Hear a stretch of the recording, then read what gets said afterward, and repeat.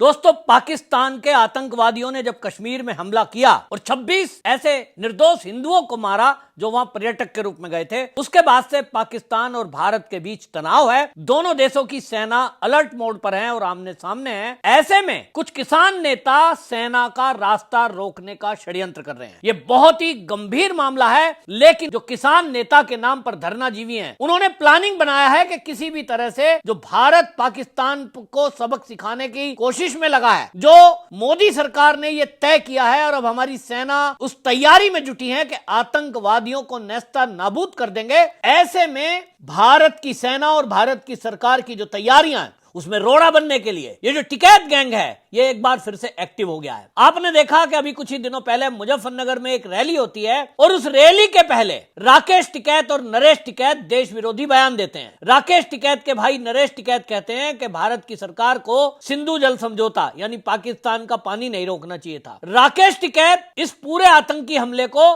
मोदी की तरफ मोल्ड करते हुए मुस्कुराते हुए कहते हैं कि इससे जिसको फायदा है उसी ने यह हमला कराया है। तो मंच पर समाजवादी पार्टी के सांसद और विधायक जो हिंदुओं को ही इस आतंकी हमले का दोषी बताते हैं। इसी क्रोनोलॉजी को अगर आप समझेंगे और कनेक्ट करेंगे डॉट्स को, तो समझ में आएगा कि राकेश टिकैत ने किस तरह से फर्जी तरीके से अपनी पगड़ी को गिराने का एक एक अफवाह फैलाई गई और अपने ही लोगों के द्वारा पगड़ी गिरवाई और उसके बाद हल्ला मचा दिया कि जाटों की पगड़ी को इज्जत पे हमला हुआ है। तो सीधा उन्होंने सेना को टारगेट किया।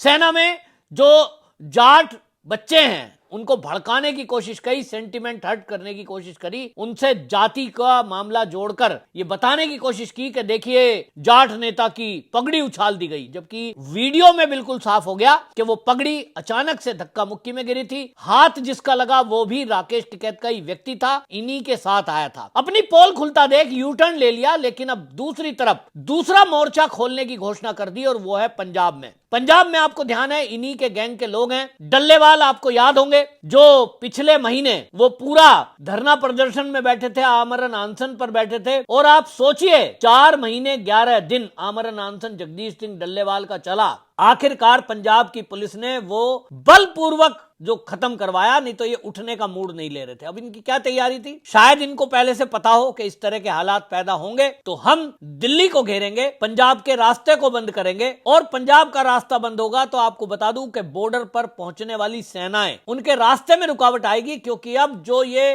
पंजाब के किसान नेता हैं, इन्होंने घोषणा कर दी कि हम 6 मई को शंभू थाने के बाहर प्रदर्शन करेंगे और 7 मई को पंजाब के देवीदासपुर में अमृतसर दिल्ली जो रेल मार्ग है उसको भी जाम कर देंगे।